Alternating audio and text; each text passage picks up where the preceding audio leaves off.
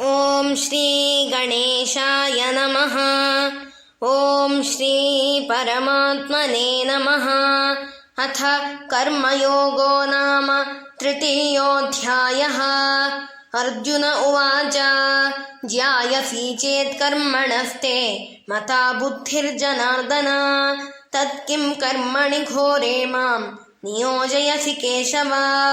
ಯಾಮಿಶ್ರೇಣೇವ ವಾಕ್ಯೇನ ಬುದ್ಧಿಂ ಮೋಹಯಸೀವ ಮೇ ತದೇಕಂ ವದ ನಿಶ್ಚಿತ್ಯ ಯೇನ ಶ್ರೇಯೋಹಮಾಪ್ನುಯಾಂ. ಶ್ರೀಭಗವಾನುವಾಚ ಲೋಕೇಸ್ಮಿನ್ ದ್ವಿವಿಧಾ ನಿಷ್ಠಾ ಪುರಾ ಪ್ರೋಕ್ತಾ ಮಯಾ ನಖ. ಜ್ಞಾನಯೋಗೇನ ಸಾಂಖ್ಯಾನಾಂ ಕರ್ಮಯೋಗೇನ ಯೋಗಿನಾಂ. ನ ಕರ್ಮಣಾಮನಾರಂಭಾತ್ ನೈಷ್ಕರ್ಮ್ಯಂ ಪುರುಷೋಶ್ನುತೆ ನ ಚ ಸನ್ಯಸನಾದೇವ ಸಿದ್ಧಿಂ ಸಮಧಿಗಚ್ಚತಿ. ನ ಹಿ ಕಶ್ಚಿತ್ ಕ್ಷಣಮಪಿ ಜಾತು ತಿಷ್ಠತ್ಯ ಕರ್ಮಕೃತ್. ಕಾರ್ಯತೆ ಹ್ಯವಶಃ ಕರ್ಮ ಸರ್ವ ಪ್ರಕೃತಿಜೈರ್ಗುಣೈಃ. ಕರ್ಮೇಂದ್ರಿಯಾಣಿ ಸಂಯಮ್ಯ ಆಸ್ತೆ ಮನಸಾ ಸ್ಮರನ್. ಇಂದ್ರಿಯಾರ್ಥಾನ್ ಮೂಢಾತ್ಮ ಮಿಥ್ಯಾಚಾರಃ ಸ ಉಚ್ಯತೆ. ಯಸ್ತ್ವಿಂದ್ರಿಯಾಣಿ ಮನಸಾ ನಿಯಮ್ಯಾರಭತೇರ್ಜುನ. ಕರ್ಮೇಂದ್ರಿಯೈಃ ಕರ್ಮಯೋಗಂ ಅಸಕ್ತಃ ಸ ವಿಶಿಷ್ಯತೆ. ನಿಯತಂ ಕುರು ಕರ್ಮ ತ್ವಂ ಕರ್ಮಜ್ಞಾಯೋ ಹ್ಯಕರ್ಮಣಃ. ಶರೀರಯಾತ್ರಾಪಿ ಚ ತೇ ನ ಪ್ರಸಿದ್ಧ್ಯೇದ ಕರ್ಮಣಃ. ಯಜ್ಞಾರ್ಥಾತ್ ಕರ್ಮಣೋऽನ್ಯತ್ರ ಲೋಕೋऽಯಂ ಕರ್ಮ ಬಂಧನಃ. ತದರ್ಥಂ ಕರ್ಮ ಕೌಂತೆಯ ಮುಕ್ತಸಂಗಃ ಸಮಾಚರ. ಸಹ ಯಜ್ಞ ಪ್ರಜಾ ಸೃಷ್ಟ್ವಾ ಪುರೋವಾಚ ಪ್ರಜಾಪತಿಃ ಅನೇನ ಪ್ರಸವಿಷ್ಯತ್ವಂ ಯೇಷವೋತ್ವಿಷ್ಟ ಕಾಮಧಕ್. ದೇವಾನ್ ಭಾವಯತಾನೇನ ತೇ ದೇವಾ ಭಾವಯಂತು ವಃ. ಪರಸ್ಪರಂ ಭಾವಯಂತಃ ಶ್ರೇಯಃ ಪರಮವಾಪ್ಸ್ಯಥ. ಇಷ್ಟಾನ್ ಭೋಗಾನ್ ಹಿ ವೋ ದೇವಾಃ ದಾಸ್ಯನ್ತೆ ಯಜ್ಞಭಾವಿತಾಃ. ತೈರ್ದತ್ತಾನಪ್ರದಾಯೇಭ್ಯೋ ಯೋ ಭುಂಕ್ತೇಸ್ತೇನ ಏವ ಸಃ. ಯಜ್ಞಶಿಷ್ಟಾಶಿನಃ ಸಂತೋ ಮುಚ್ಯಂತೆ ಸರ್ವಕಿಲ್ಬಿಷೈಃ. ಭುಂಜತೆ ತೇ ತ್ವಖಂ ಪಾಪಾಃ ಯೇ ಪಚನ್ತ್ಯಾತ್ಮಕಾರಣಾತ್. ಅನ್ನಾದ್ ಭವಂತಿ ಭೂತಾನಿ ಪರ್ಜನ್ಯಾದನ್ನ ಸಂಭವಃ. ಯಜ್ಞಾದ್ ಭವತಿ ಪರ್ಜನ್ಯೋ ಯಜ್ಞಕರ್ಮ ಸಮುದ್ಭವಃ. ಕರ್ಮ ಬ್ರಹ್ಮೋದ್ಭವಂ ವಿದ್ಧಿ ಬ್ರಹ್ಮಾಕ್ಷರ ಸಮುದ್ಭವಂ. ತಸ್ಮಾತ್ ಸರ್ವಗತಂ ಬ್ರಹ್ಮ ನಿತ್ಯಂ ಯಜ್ಞೇ ಪ್ರತಿಷ್ಠಿತಂ. ಏವಂ ಪ್ರವರ್ತಿತಂ ಚಕ್ರಂ ನಾನುವರ್ತಯತೀಹ ಯಃ. ಅಖಾಯುರಿಂದ್ರಿಯಾರಾಮೋ ಮೋಕ್ಷಂ ಪಾರ್ಥ ಸ ಜೀವತಿ. ಯಸ್ತ್ವಾತ್ಮರತಿರೇವ ಸ್ಯಾತ್ ಆತ್ಮತೃಪ್ತಶ್ಚ ಮಾನವಃ.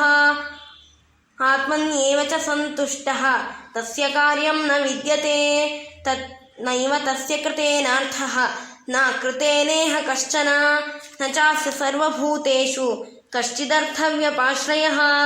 ತಸ್ಮಾದಸಕ್ತಃ ಸತತಂ ಕಾರ್ಯಂ ಕರ್ಮ ಸಮಾಚರ. ಅಸಕ್ತೋ ಹ್ಯಾಚರನ್ ಕರ್ಮ ಪರಮಾಪ್ನೋತಿ ಪೂರುಷಃ. ಕರ್ಮಣೈವ ಹಿ ಸಂಸಿದ್ಧಿಂ ಆಸ್ಥಿತಾ ಜನಕಾದಯಃ. ಲೋಕಸಂಗ್ರಹಮೇವಾಪಿ ಸಂಪಶ್ಯನ್ ಕರ್ತುಮರ್ಹಸಿ. ಯದ್ಯದಾಚರತಿ ಶ್ರೇಷ್ಠಃ ತತ್ತದೇವೇತರೋ ಜನಃ. ಸ ಯತ್ಪ್ರಮಾಣಂ ಕುರುತೆ ಲೋಕಸ್ತದನುವರ್ತತೆ. ನ ಮೇ ಪಾರ್ಥಾಸ್ತಿ ಕರ್ತವ್ಯಂ ತ್ರಿಷು ಲೋಕೇಷು ಕಿಂಚನ. ನಾನವಾಪ್ತಮವಾಪ್ತವ್ಯಂ ವರ್ತ ಏವ ಚ ಕರ್ಮಣಿ. ಯದಿ ಹ್ಯಹಂ ನ ವರ್ತೇಯಂ ಜಾತು ಕರ್ಮಣ್ಯತಂದ್ರಿತಃ. ಮಮ ವರ್ತ್ಮಾನುವರ್ತಂತೆ ಮನುಷ್ಯಾ ಪಾರ್ಥ ಸರ್ವಶಃ. ಉತ್ಸೀದೇಯುರಿಮೇ ಲೋಕಾಃ ನ ಕುರ್ಯಾಂ ಕರ್ಮ ಚೇದಹಂ. ಸಂಕರಸ್ಯ ಚ ಕರ್ತಾ ಸ್ಯಾಂ ಉಪಹನ್ಯಾಮಿ ಮಾಂ ಪ್ರಜಾಃ. ಸಕ್ತಾಃ ಕರ್ಮಣ್ಯ ವಿದ್ವಾಂಸೋ ಯಥಾ ಕುರ್ವಂತಿ ಭಾರತ. ಕುರ್ಯಾದ್ ವಿದ್ವಾಂಸ ತಥಾ ಸಕ್ತಃ ಚಿಕೀರ್ಷುಲ್ಲೋಕ ಸಂಗ್ರಹಂ.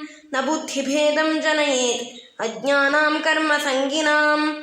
ಜೋಷಯೇತ್ ಸರ್ವಕರ್ಮಾಣಿ ವಿದ್ವಾನ್ ಯುಕ್ತಃ ಸಮಾಚರನ್. ಪ್ರಕೃತೆ ಕ್ರಿಯಮಾಣಾನಿ ಗುಣೈಃ ಕರ್ಮಾಣಿ ಸರ್ವಶಃ. ಅಹಂಕಾರಂ ಮೂಢಾತ್ಮ ಕರ್ತಾಹಮಿತಿ ಮನ್ಯತೆ.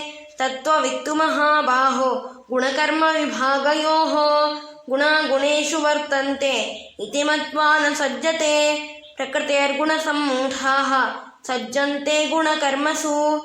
ತಾನ ಕೃಷ್ಣವಿದೋ ಮಂದಾನ್ ಕೃಷ್ಣವಿನ್ನ ವಿಚಾಲಯೇತ್. मयि सर्वाणि कर्माणि सन्न्यस्याध्यात्मचेतसा निराशीर्निर्ममो भूत्वा युध्यस्व विगतज्वरः ये मे मतमिदं नित्यम् अनुतिष्ठन्ति मानवाः श्रद्धावन्तो न सूयन्तो मुच्यन्ते तेऽपि कर्मभिः ये त्वेतदभ्यसूयन्तो नानुतिष्ठन्ति मे मतम् सर्वज्ञानविमूढांस्तान् विद्धि नष्टान् चेतसः सदृशं चेष्टते स्वस्याः प्रकृतिर्ज्ञानवानपि प्रकृतिं यान्ति भूतानि निग्रहः किं करिष्यति इन्द्रियस्येन्द्रियस्यार्थे रागद्वेषौ व्यवस्थितौ तयोर्नवशमागच्छेत् तौ ह्यस्य परिपन्थिनौ श्रेयान् स्वधर्मो विगुणः परधर्मात् स्वनुष्ठितात् स्वधर्मे निधनं श्रेयः परधर्मो भयावहः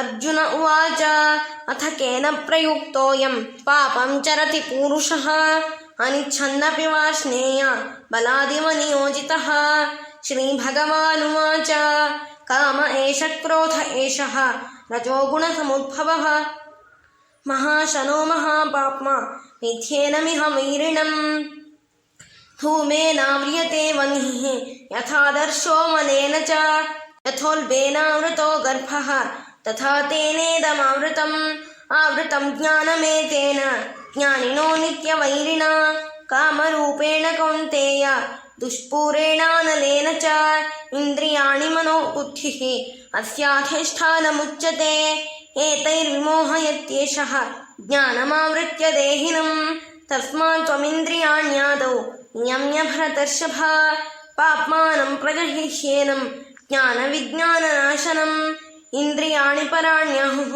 इन्द्रियेभ्यः परं मनः मनसस्तु परा बुद्धिः यो बुद्धे परतस्तु सः एवं बुद्धे परं बुद्ध्वा संस्तभ्यात्मानमात्मना जहि शत्रुं महाबाहो कामरूपं दुरासदम् ॐ तत्सदिति श्रीमद्भगवद्गीतासु उपनिषत्सु ब्रह्मविद्यायां योगशास्त्रे श्रीकृष्णार्जुनसंवादे कर्मयोगो नाम तृतीयोऽध्यायः।